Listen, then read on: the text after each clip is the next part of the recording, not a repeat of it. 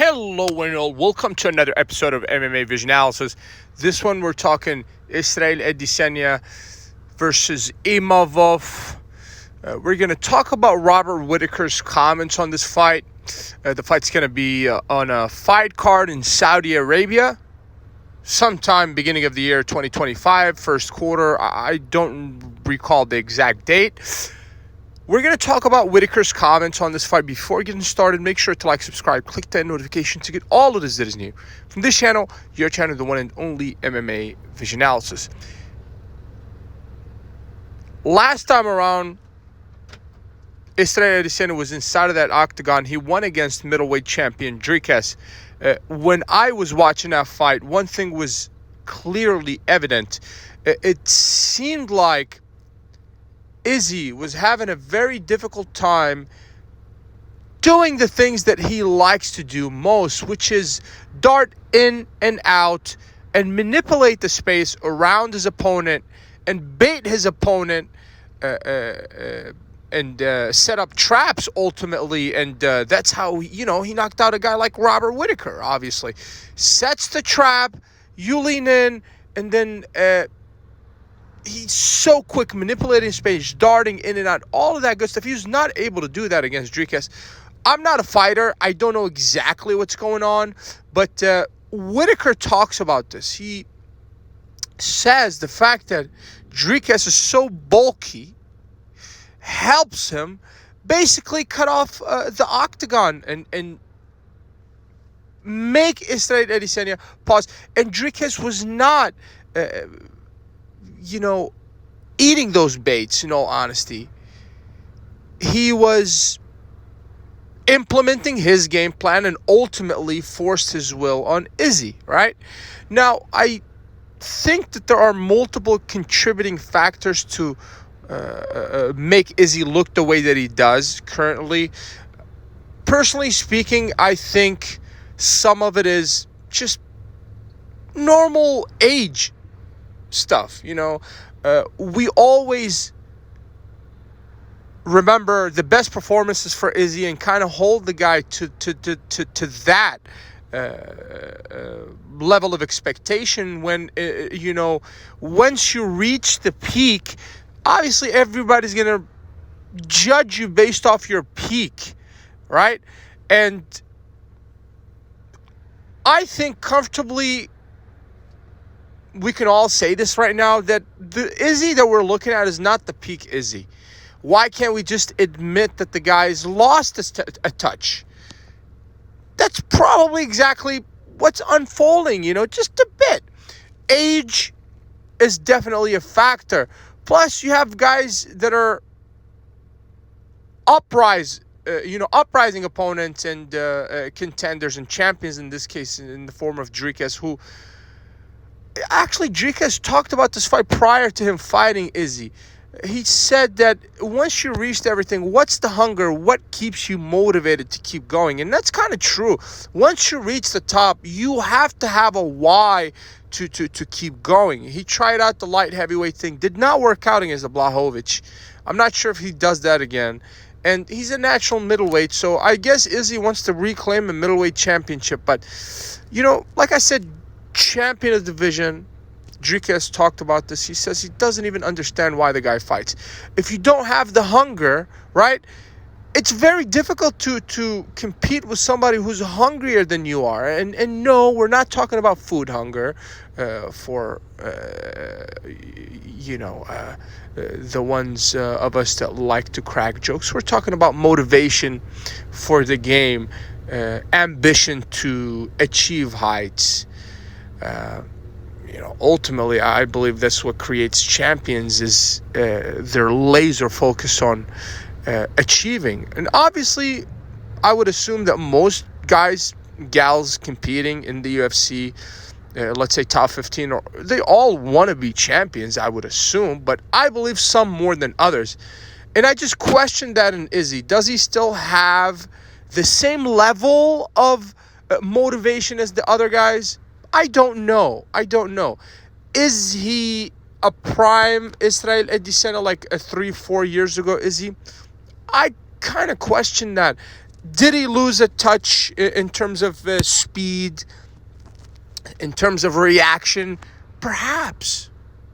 Is Dricus the better fighter currently? There's no doubt about that. I mean, that was proven last time around when the two were inside of the octagon. There is no doubt about that. Dricus was the better person on that day. And obviously, there are other contributing factors, like Dricus being a bulkier person. We actually spoke about this on this channel, probably one of the most successful videos on this channel, and that's right before the fight between Izzy and Dricus, obviously, and we talked about Izzy bulking up to match Dricus, basically, and according to Whittaker, that's exactly what happened. You know, the bulkier guy was able to control center of the octagon, basically, and cut the naturally smaller torso person off, and basically overpower Izzy. And when Whittaker compares the Dricus fight to the upcoming Imavov fight, he questions if Imavov is as bulky as Dricus. I think Imavov is a bigger guy. I think it's a factor. If I'm not mistaken, I don't know if he's bigger in the torso, but he's just definitely a bigger guy. The dude kind of looks like a light heavyweight. Last time I seen him, I don't know. You know, I'm just getting myself familiar with the Imavov as well, to be fair. But last time around inside of the octagon, the dude looks pretty big. So in terms of size, I think he's definitely going to have not necessarily the height, but just bigger torso than Izzy. So will he be able to control the center of the octagon?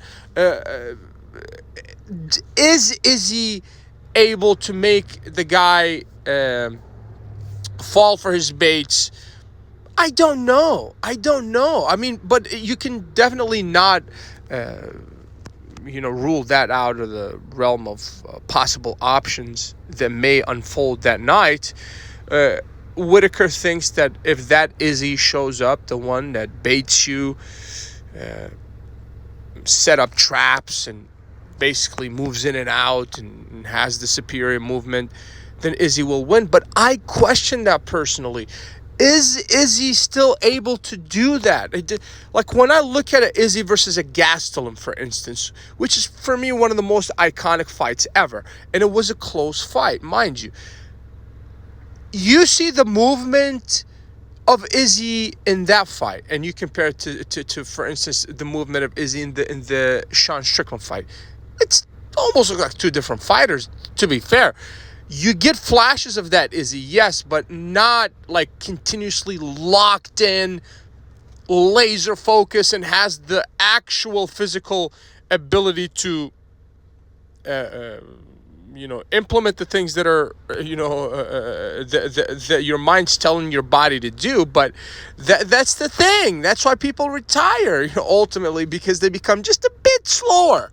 Their reactions become a bit slower. And I think ultimately we all have to be... Look, the Imavov fight is going to tell us a lot about Izzy. It's going to say a lot about Izzy and where he is. And it's going to, I think, tell us a lot about Izzy moving forward.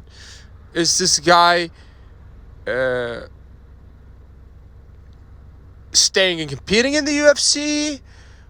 Or have we reached the point of diminishing returns? I don't think Israel Adesanya can afford another loss against the Imavov.